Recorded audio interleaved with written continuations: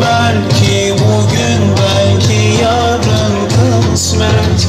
Yürüyelim beraber Kudüs'e doğru. Belki bugün, belki yarın Kudüs'e doğru. Mücahitler ordu ordu Kudüs'e doğru. Kudüs'e doğru, Kudüs'e doğru. Yahya Ayyaş'a, Fethi Şikaki'ye, Şehit Şeyh Ahmet Yasin'e. Kudüs'e doğru, Kudüs'e doğru. Mücahitler hep beraber Kudüs'e doğru. Kudüs'e doğru, Kudüs'e doğru. Mücahitler ordu ordu Kudüs. Komünistler her geçen gün işgali genişletmekte, ilk kıblemiz olan Mescid-i Aksa'yı necis postallarıyla kirletmekte, haksız ve hukuksuz uygulamaları ile insan haklarını hiçe saymakta ve adeta bütün bir İslam alemine ve dünyaya meydan okumaktadır. Filistin halkı İsrail'in gasp, işgal ve soykırımlarına karşı meşru müdafaa hakkını kullanarak kendini, topraklarını, vatandaşlarını ve canını ve İslam ümmetinin izzetini ve şerefini korumaktadır. Her gün yüzlerce şehit verilmesine rağmen direnişi cephe cephe büyüten Filistin halkının şanlı direnişini selamlıyoruz. Filistin halkı yalnızca kendi topraklarını savunmamaktadır. İslam ülkelerinin izzetini ve şerefini de savunmaktadır.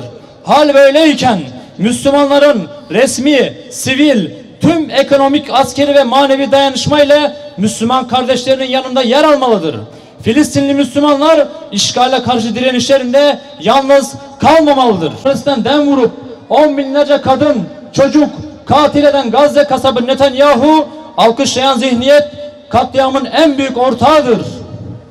Hükümetimizden de Hamas sözcüsü İsmail Haniye'yi Türkiye Büyük Millet Meclisi'nde konuşması için çağrıda bulunuyoruz. Türkiye vatandaşı olup Filistin'deki katliama ortak olan kişilerin acilen ve derhal vatandaşlıktan çıkarılmasını talep ediyoruz. Bu kişilerin mal varlıklarına el konulmalı ve haklarında soykırıma ortak olunmasından dolayı bir an önce hukuki işlem başlatılmalıdır. Halkımızdan talebimiz şudur ki, boykotu hayatın her alanında uygulamalıyız. Hem İsrail mallarını hem de İsrail destekçisi ve sevicilerin mallarını tüketmemeliyiz. Bilinçli tüketici olunmalı. İsrail'i bu konuya getiren şeyin ekonomi olduğunun farkına varmalıyız. Gazze'ye uyguladığı vahşi ambargoyu kaldırması ve yeni bir katliama girişmemesi konusunda uyarıyoruz.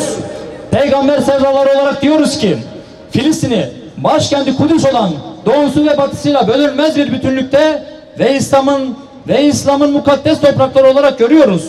İslam dünyasına da sesleniyoruz. İşgal altında olan ilk kıblesi için bütün ayrılıkları bir kenara bırakmaya, Filistin'e sahip çıkmaya ve kardeşlerinin yanında durmaya davet ediyoruz. Yec'alhum ganimeten lil muslimine ya Rabbel alemin. Allahümme innehum katelû ricâlel muslimîne fektul ricâlehum ya Rabbel âlemin. İşgalinden kurtar ya Rabbi. İlahi ya Rabbi, evlerinden yurtlarından çıkarılan öz vatanlarında alemin. Allahümme innehum rammelû nisâ'el muslimîne feremmil nisâ'ehum ya Rabbel âlemin. İlahi ya Rabbi, sen kimsesizlerin sahibi, mazlumların sığınağısın.